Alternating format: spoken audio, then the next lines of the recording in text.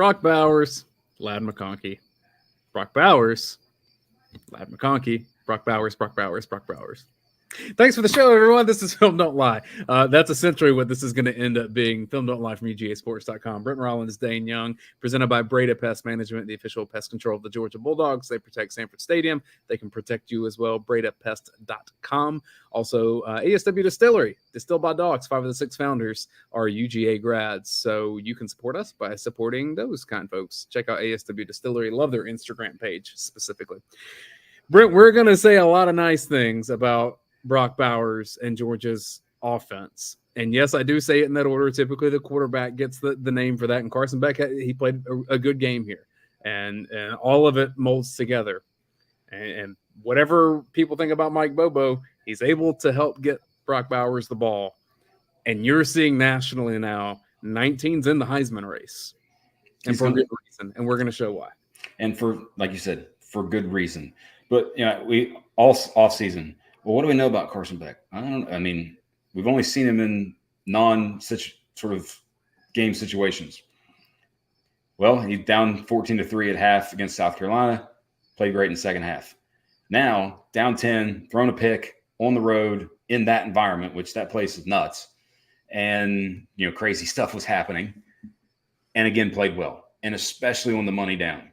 Like, he was in the first play we're going to show. Third down. Like, 8 of 10, 115 yards, 91.4 passing grade just on third down.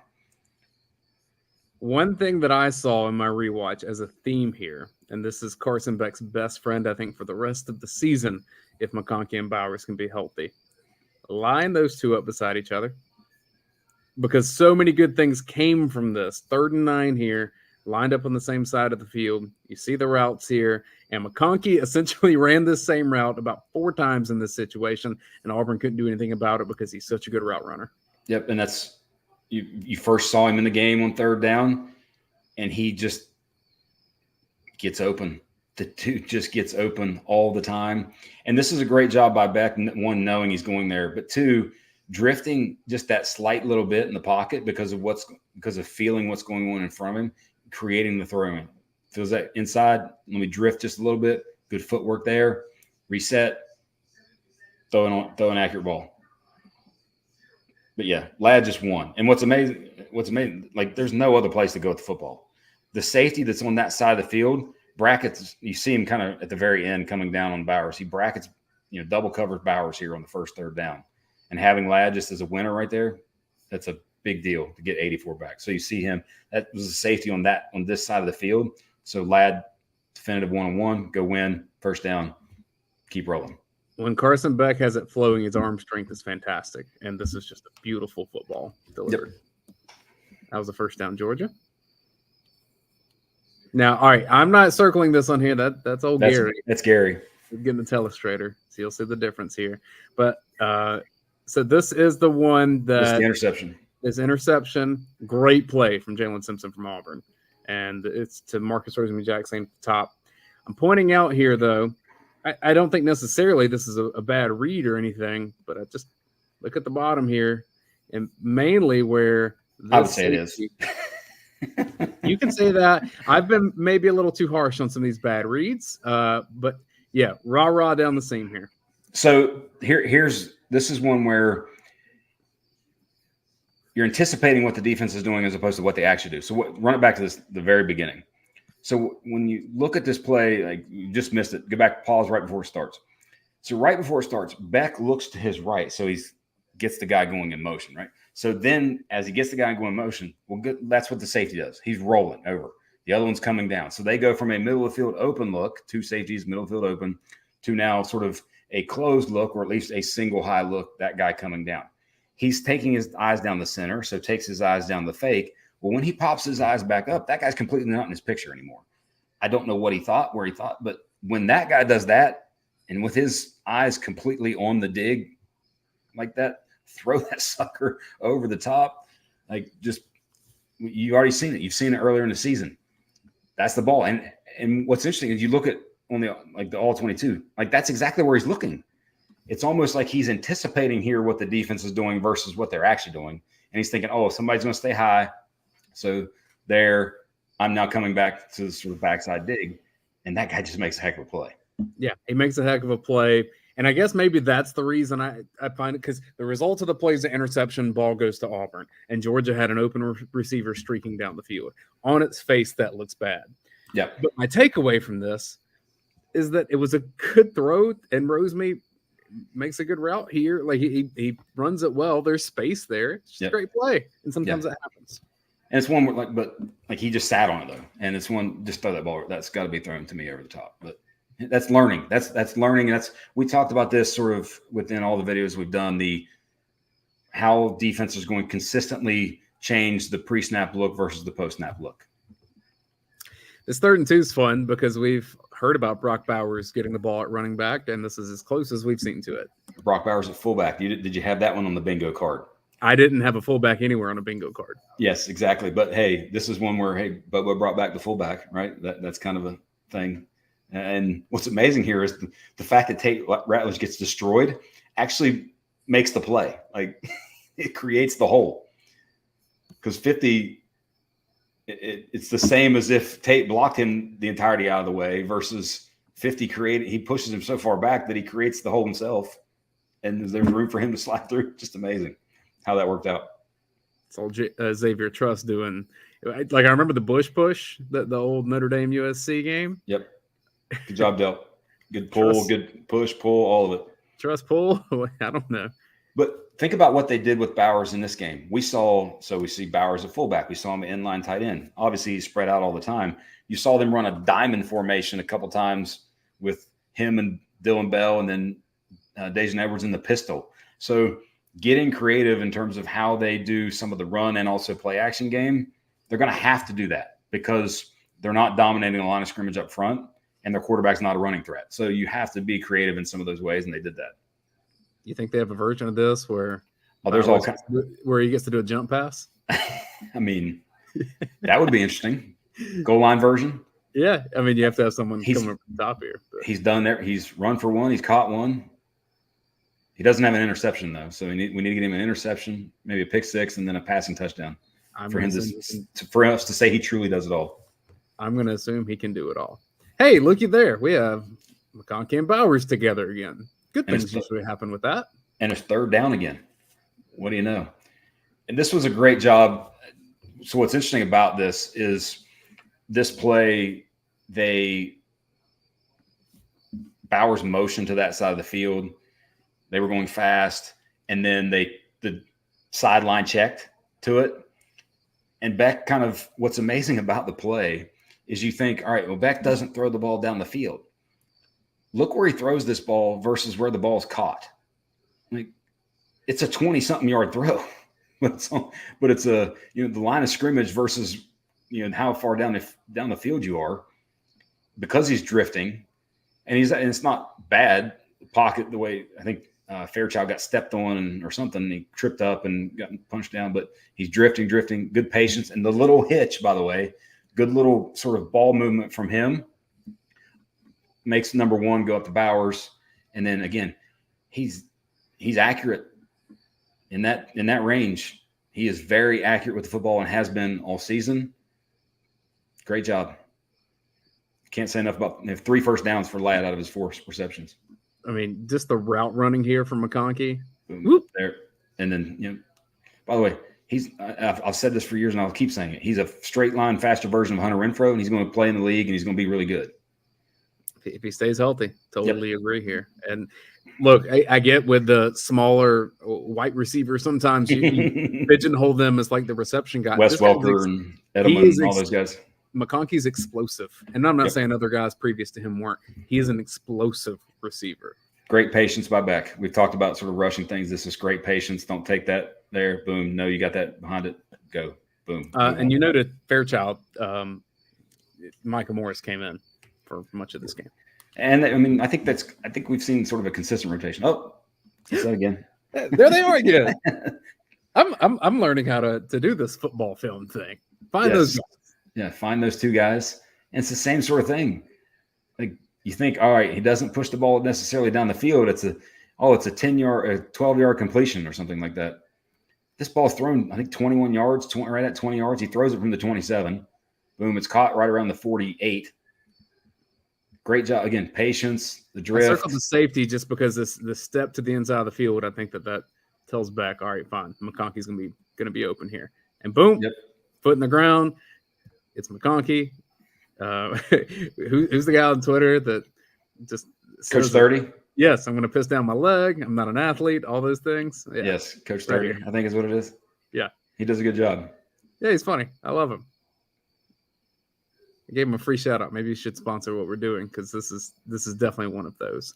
Yeah. Honestly, like based on watching this game, whenever these two guys are lined up like this together, the ball's going somewhere over there. Unless the defense makes some crazy adjustment and leaves somebody wide open somewhere else. They're just too good. Especially on third down. I agree. They're just too good. That's Georgia's cheat code. Those two guys. All right. This is beautiful. Play action. What's amazing about this is literally the exact same route combination as the interception. Mm-hmm. Like the posts with the backside dig and the tight end drag. But the only difference is you have 12 personnel in here. And this is something we actually talked about, I think, either a week or two ago. I can't remember which one, but I know we've talked about it. Is running these on second and short. Like early, the first couple games, they were just getting first downs on second and short and then running the shot plays. Doing this on second and short was beautiful. Beautiful play calling, great execution, accurate throw, big time play. And I know these are the ones that probably Auburn is like, how in the world did we let that happen? Great job by Edwards, also pass pro. Yep. They brought in Kendall Milton sometimes for pass pro. I think Edwards did a decent job. Yep. All right, 3rd and 8 here. This was not the sort of best throw, I think, of the game for him. To me, the best throw he made was the one that Bowers dropped in the end zone. I thought he had it because he gave him a chance on a certain play, but this was the only place this ball could have been thrown. Like, when you look at the routes, it's 4 verts for the most part, and boom, like that's just unreal, dude. But then he did it the next play, but it was didn't count. Yeah. I mean, I promise you, it's going to be on his NFL highlight reel. I mean, you can't say enough. But the key here is 3rd and 8 again, standing there, and this is the only place this ball could be put. And this is the one where I've talked about this. I want to see Carson Beck make plays. Like this is a phenomenal play by Bowers. But you know what this reminded me of? This reminded me of what Burrow would do with Chase and Jefferson in 2019, where they're blanketed in coverage. And he would just put the ball where the DB has no shot of seeing and or knowing the ball's going to be there, and those guys would go make the play. That's what you can do with Bowers, and I loved it. Love seeing it. Jamar Chase had a quote with the Bengals today. Someone just asked about, like, is there a problem with you getting open? He said, no, I'm always open, period. Like, it was just confidence, and Bowers is always open. Yep, when in doubt. And throw it his way, see what happens. There's just so much evidence there at this point that 19 can handle whatever you throw his way. Like I vividly remember LSU at Texas in 2019 and a almost similar play to that, except it was a touchdown. But anyway. Pause just before the snap here, just this sky cam angle. Carson Beck in this environment did a really good job. And that was something even Kirby Smart finally admitted after the game. We never know. Got to see it happen. And Carson Beck did a good job.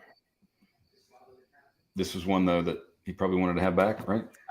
Yes. I probably should have said my compliment on a different play. This is late in the game, 4th quarter, and he decides. I think this was first down, actually, wasn't it? If I'm not mistaken. It was first because I think it made it 2nd and 11. He decides to take off and run, and it's just really early. Like, I see what he sees here, and you reminded me that there's a play that happened in the stadium that from Stetson Bennett. At home, well, it was at home last year. It was home last year. You're right. A home game last year, but this was the exact scenario that Stetson housed it for 65 yards, something like that. Yeah. The safeties just split. I remember us showed it on. We showed it, I think, in the same angle in film live. Now I will say the thing for him, and he did this last week, obviously, where he's seeing that lane. This is 2 things. One, know that Brock Bowers is always open. because he's open. Yes, he's right there. He's open. The outside defender's looking way outside. Yeah, so put the ball here. But 2, this is one where it's just feel for the game and knowing what he does best. And like we talked about, you do this like Peyton Thorne did. You do this when the rush gets past you, not when those guys are still in front of you. And I would think, as much as Georgia stunts on the interior, that this would be something maybe that he's seen in practice. But I won't ever mind the decision when you're not putting the ball in harm's way. But this is just, again, learning process as he's doing and getting better each and every week. Throw it to Bowers. Just like this. And he does. This was awesome. This is Read great this everywhere. man. Pass pro, hang in the pocket. Like, boom. The safety gets occupied enough. Don't say he needs to throw the deep ball. That was not that was not the throw to make. This was 100% the throw to make. I'm pointing out people watching. Yes, yeah. I'm not saying well, I mean, I get it. I've said enough this year. So for this safety slides this way because you can kind of tell in the circle here. This is Dominic Lovett streaking down the sideline. And because that safety has to at least respect this, it opens up everything that Bowers is doing. It's a phenomenal read from Carson Beck. Now, if that guy's screaming down at Bowers because he knows Bowers is the target, before you let the ball loose, you throw it over his head and it's a touchdown. And I think the touchdown was maybe on the next or very shortly thereafter. But still, great throw, hang in the pocket. I'm pretty sure this was 3rd down again. Like layers. We always talk about layers. There's short, there's medium. This is the intermediate. That's the long. Just great work. And this, like the ultimate sort of thing for me after now watching Carson Beck for 5 games. 1, he's this the whole way, the whole time. Like you're not going to get highs and lows emotionally. You're not going to see it. He's even keel the whole time. That's a good thing. I think a lot of times, especially when it comes to playing that position. The other thing is he's playing the game extremely well. He's not yet, and this is where as experience comes, as things happen, he's not controlling the game. And what I mean by that is moving defenders with his eyes, truly knowing that he's got something, knowing exactly what coverage they're in, knowing exactly how they're rotating, things like that. That just comes with experience. Yeah. But in terms of just playing the game, when plays are called and the guys are open, he is 100% putting the ball on target. Our accuracy ball placement data at PFF, he's one of the top 5 in the Power 5 in terms of accurate ball placement. It's there, playing well, standing, on the road, all the stuff they did after the pick. He was even better after the pick, like all that. Just great stuff from him. If you want to see the breakdown of the game-winning touchdown, that's in another video, our offensive play of the week. We did not just omit that because we're idiots. Brent's way smarter than I am. Also possible, though. You teach college students about pharmacy. Right? I was talking about us being idiots. Like that. Yes. Well, again, your degrees say otherwise, but just degrees, whatever. But we didn't forget it. We didn't omit it. It is our offensive play of the game, and we'll get a full fill of that in another video. So make sure you check that out. Make sure you subscribe to what we do here at ugasports.com on our YouTube channel. 40K is coming up very close. And Brent says, give the thumbs up. I give the thumbs up to Breda Pest Management and ASW Distillery because they give the thumbs up to us. They say, we like what you do. Your channel's fun. And we support what Georgia does. And so that's what we're here to do. Show off what Georgia did offensively. Bowers, McConkey. Bowers, McConkey. Bowers, Bowers, Bowers, Bowers, Bowers. Bowers, Beck, McConkey. Bowers, McConkey, Beck. Like it's getting to that.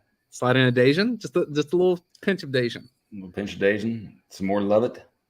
Okay. Well, I think we have our recipe, folks, for the rest of the season. We'll see you next time.